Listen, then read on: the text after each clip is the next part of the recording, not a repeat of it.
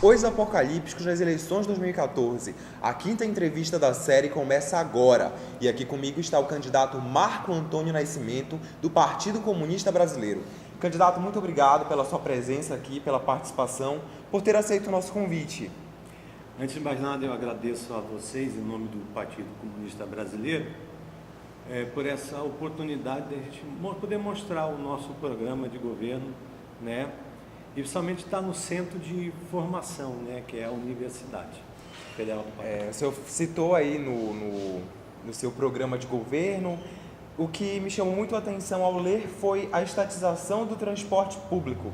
Como seria isso, candidato? Olha, antes de mais nada, ela está centrada nos 5 eixos do programa, que do primeiro eixo do programa é a desmercantilização da vida.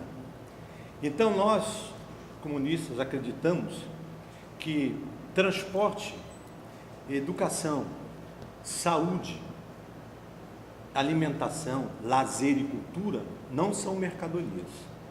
Então, nós estivemos dentro do processo acompanhando os movimentos de rua de junho do ano passado, onde nós estivemos ao lado dos estudantes da questão da gratuidade no ônibus, na qual nós nos colocamos a favor, né? Porque acreditamos que o transporte não é, como eu falei no início, não é mercadoria. Então deve estar na mão do Estado. Eu não imagino um pai de família com 2 filhos, vamos dizer a média de 2 filhos, ter que pagar meia passagem, que você foi fazer o cálculo meia passagem para 2 estudantes de uma família que tem a média de 2 filhos, que conforme o IBGE, a média de 2 a 3 filhos, gaste por mês nesse transporte, mesmo pagando meia passagem, quase 1/3 da cesta básica. Quer dizer, deixa de colocar alimento em casa para pagar no transporte. E o transporte, para nós do Partido Comunista Brasileiro, ele tem que ser estatizado, ele não tem que estar na iniciativa privada, ele não tem que visar lucro, né? Nem lucro para esses grandes empresários. É um compromisso, não, é programa mesmo do governo, do PCB, assumindo o governo, a primeira coisa que tem que fazer é rever essas concessões, né? Rever e retirar. E no primeiro momento que todo aluno, no primeiro momento, não pague o transporte público, né? Seja gratuito o transporte para todos os alunos e depois, com o tempo, né, com as concessões na mão, né, do governo, né, estatizando o serviço, porque sabe que tem um prazo, a gente não pode retirar, porque tem os contratos. O que a gente puder adiantar, nós vamos adiantar, mas que o governo detenha o transporte e que o transporte seja gratuito e estatal. O senhor mencionou a respeito da gratuidade do transporte, mas a qualidade desse serviço, que já não é tão boa, aumentaria? Com certeza, porque o capital visa o lucro, né? Os empresários visam o lucro, né? Somente o lucro, não visa o bem-estar da população. A gente vê isso há anos, porque mesmo você colocando os transportes alternativos, você não cria uma condição de qualidade, não se cria uma condição porque é falta de gestão, é falta de vontade pública.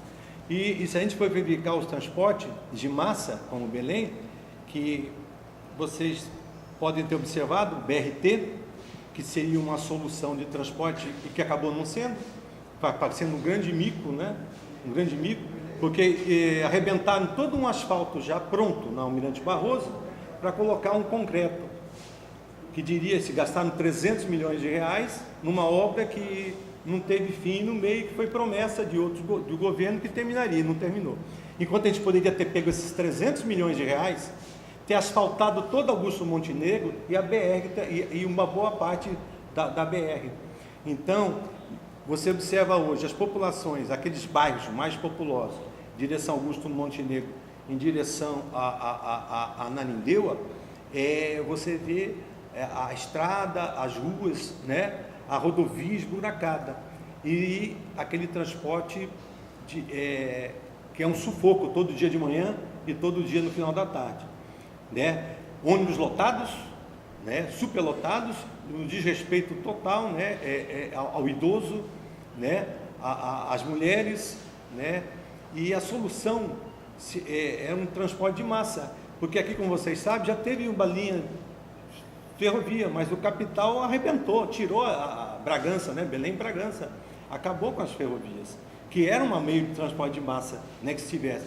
Mas outras coisas, como poderia ter o metrô de superfície, a gente poderia ter adiantado isso em questões, mas aqui se emperra numa situação de, se não visar o lucro do empresariado, nada vai para frente, tem que visar o lucro.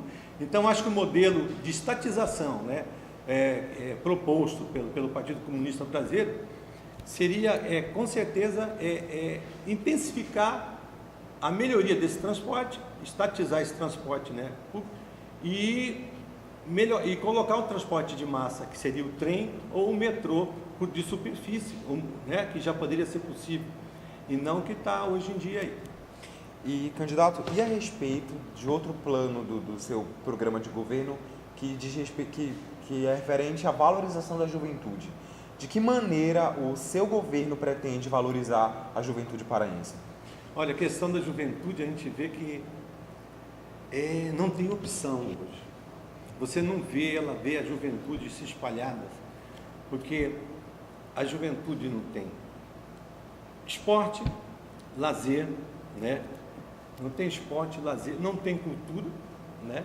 Que parece que não se aumentam os centros culturais, não aumentam os locais de prática de esporte, né? E lazer. O que precisa ser feito? A gente, como se começa, que está dentro do programa, que do fundamental ao superior, a educação seja estatal.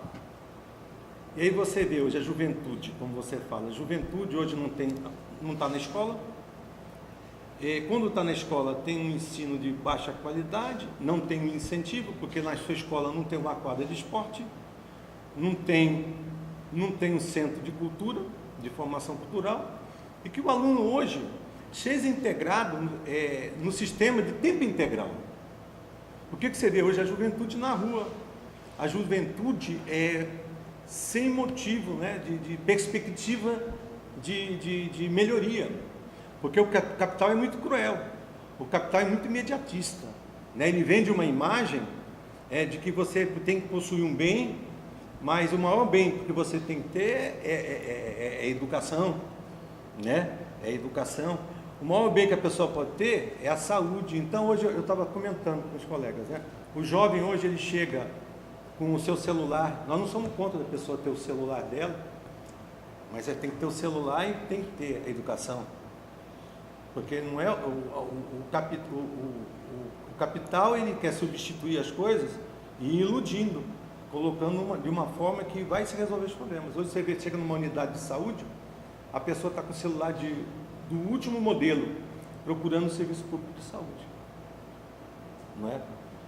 E a quantidade de jovens que procuram hoje as unidades de saúde, porque passa pela saúde, que é a questão da gravidez precoce, que é a questão da DSTs, das doenças sexualmente transmissíveis, né?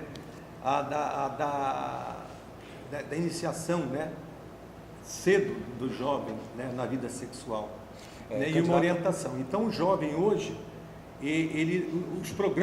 esses programas não atendem o anseio dessa juventude. Candidato, o senhor mencionou a respeito da gravidez precoce, a respeito das DSTs, e uma das suas propostas é a garantia do direito ao aborto. O aborto já não seria uma medida paliativa para um problema muito maior? Não seria uma das suas propostas também trabalhar a prevenção dessas DSTs, dessa gravidez não desejada precocemente? Como que o senhor pretende trabalhar também essa prevenção do jovem referente à vida sexual? A questão passa tudo pela educação, né? Que é a questão familiar, que é a base, né? A família, e pela questão da educação nas escolas, né? Que hoje você fala dos programas que tem hoje dentro do ensino fundamental. Vamos lá, começar pelo primeiro, ensino fundamental, onde as questões religiosas, né, bateram muito de uma cultura de que não deveríamos falar desses assuntos dentro das escolas. algumas igrejas, algumas doutrinas não aceitam muito essa questão de os seus filhos serem orientados, né? Dentro da escola, ensino na base familiar. Mas você tem que trabalhar assim com os programas de saúde dentro das escolas. Tem que trabalhar dentro das escolas os programas de saúde. Então eles estão muito dispersos, não chegam ao meio-fim, então só chega quando já aconteceu. Então a solução mesmo é você levar os profissionais para dentro da escola, os profissionais de saúde, darem as palestras dentro da escola, desde o ensino fundamental, né? Seria uma das propostas, você juntar saúde, educação, né, para criar essa situação de entendimento dessa juventude. Tempo encerrado, candidato. Nós agradecemos a sua participação aqui na série Os Apocalípticos nas eleições de 2014. Muito obrigado, candidato. Eu agradeço.